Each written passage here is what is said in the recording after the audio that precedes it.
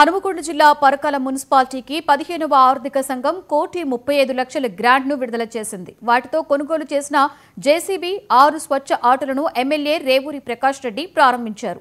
తర్వాత వన మహోత్సవాన్ని పురస్కరించుకుని మున్సిపల్ కార్యాలయంలో మొక్కలు నాటారు. భూపాలపల్లి అనేది ఇవాళ మనకు జనాభా కనబడుతుంది కావచ్చు, కానీ మనం బెల్లంపల్లి కానీ మందమరి కానీ ఆ ఏరియాస్ చూసినప్పుడు ఏంటంటే కొన్ని సంవత్సరాల తర్వాత అవన్నీ ఎడారులు అయిపోతున్నాయి. అంటే అక్కడ జనాభా షిఫ్ట్ అయిపోతున్నారు. ఎందుకంటే ఎప్పటివరకు అయితే కోల్ మైన్ ఉండదో అప్పటి వరకు జనాభా కనబడుతుంది, కానీ కోల్ మైన్స్ అక్కడ డిపాజిట్స్ అయిపోయినాయి అంటే షిఫ్ట్ అయిపోతూనే ఉంటాయి. దాంతో ఒకప్పుడు మందమరి మంచిరాల్లో చూస్తే ప్రజలతోటి కిటకిటలాడేది, కానీ ఈరోజు చూస్తే అక్కడ అప్పుడొకరు ఇప్పుడొకరు కనబడే పరిస్థితి వచ్చింది. అంటే ఆ విధంగా ఆలోచించినా కూడా పరకాలం జిల్లా హెడ్ క్వార్టర్ చేయవలసిన అవసరం ఉండే. ఆ విషయంలో కూడా ఇక్కడ అన్యాయం జరిగింది. నెరవేరుస్తున్నాం. ఇప్పటికే మీ అందరికీ తెలుసు, మహిళలకు ఉచిత బస్ సౌకర్యం కల్పించాం.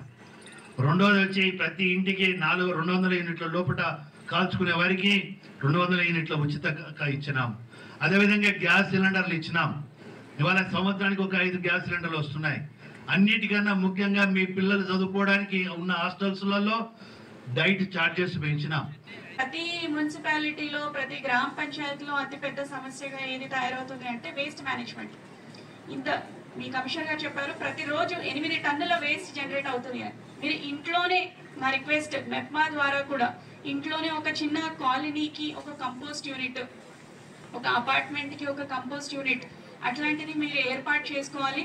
దానికి ప్రజావానికి కానీ ప్రతిరోజు ఎమ్మెల్యే గారికి నాకైనా కానీ కూడా మాకు ఇందిరమ్మ ఇల్లు ఇవ్వండి అని చాలా మంది వస్తున్నారు. మరి వాళ్ళని కన్సిడర్ చేయాల్సి వస్తుంది.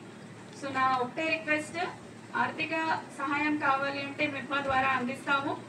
లేదా మీరైనా కానీ కూడా నెక్స్ట్ ఈ వారం రోజుల్లో అందరూ ఇందిరమ్మ ఇల్లు మొదలు పెట్టాలి.